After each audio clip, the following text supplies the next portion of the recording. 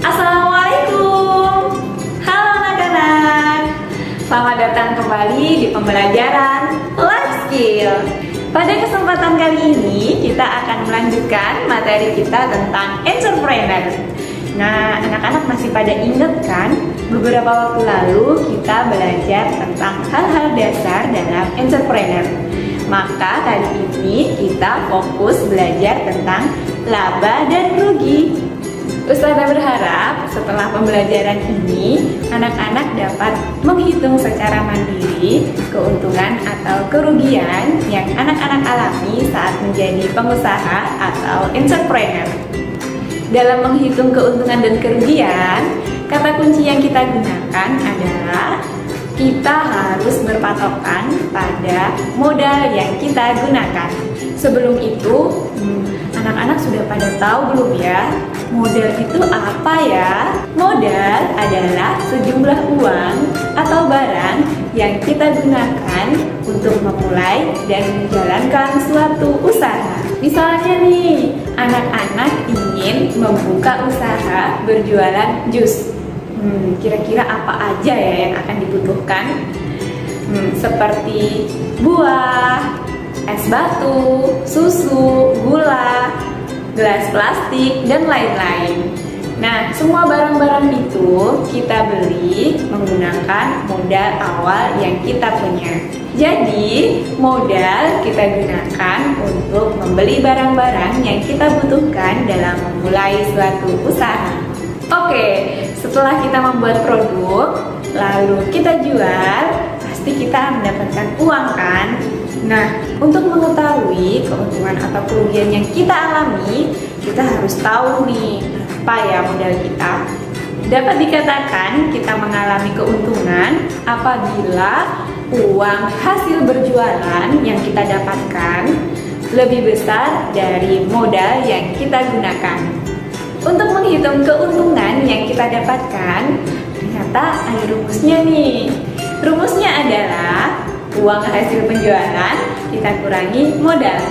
Nah, misalnya nih, Ustazah berjualan pisang goreng. Nah, untuk membuat pisang goreng ini, Ustazah menggunakan modal sebesar 30.000.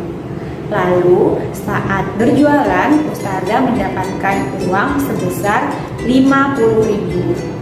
Nah, dari contoh ini, kita tahu jelas ya bahwa uang yang didapatkan setelah berjualan lebih besar daripada modal yang digunakan.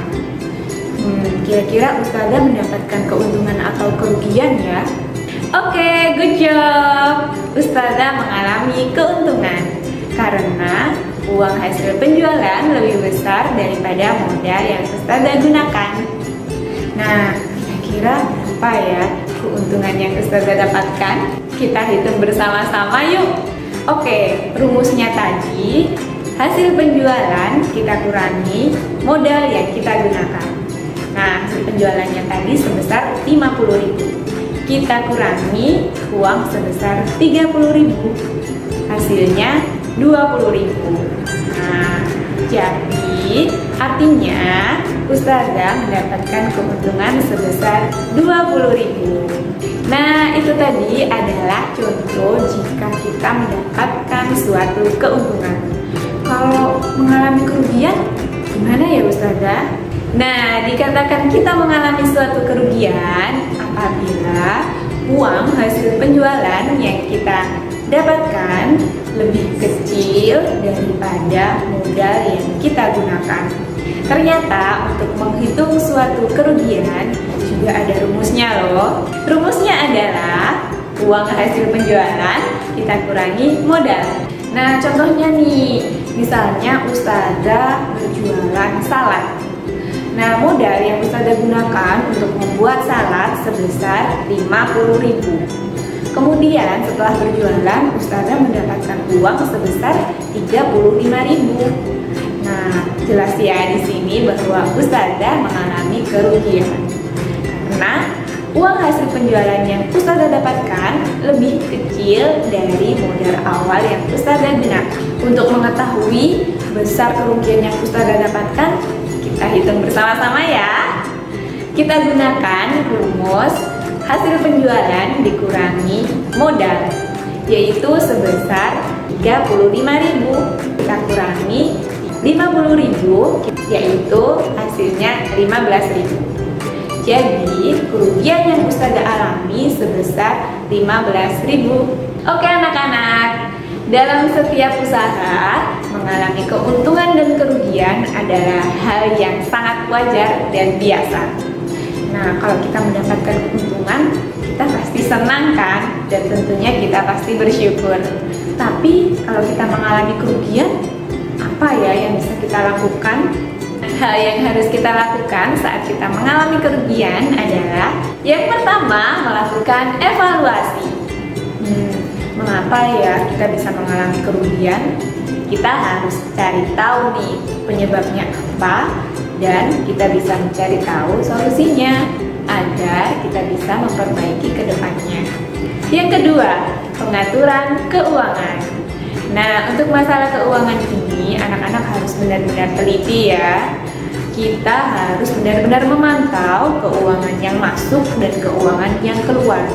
Dan yang paling penting untuk digarisbawahi, jangan sampai kita mencampur uang yang kita gunakan dalam berusaha dengan uang pribadi milik kita. Diingat ya. Yang ketiga, kita harus tetap fokus dan optimis.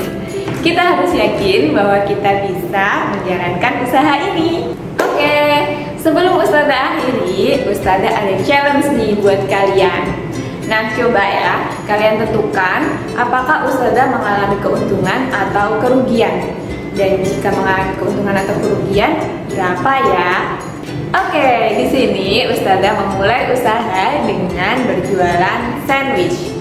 Nah, modal yang Ustazah gunakan untuk membuat sandwich sebesar 100.000. Nah, setelah berjualan, Ustazah mendapatkan uang sebesar 150.000. Nah, coba nih kalian tentukan Ustazah mengalami keuntungan atau kerugian ya. Dan coba kalian hitung berapa keuntungan atau kerugian yang Ustazah alami. Oke, untuk menjawab challenge ini kalian bisa menjawabnya dengan cara menuliskan nama, kelas, dan jawabannya di kolom komentar di bawah ini. Ustazah tunggu ya. Demikian yang bisa Ustazah sampaikan. Semoga bermanfaat. Wassalamualaikum warahmatullahi wabarakatuh.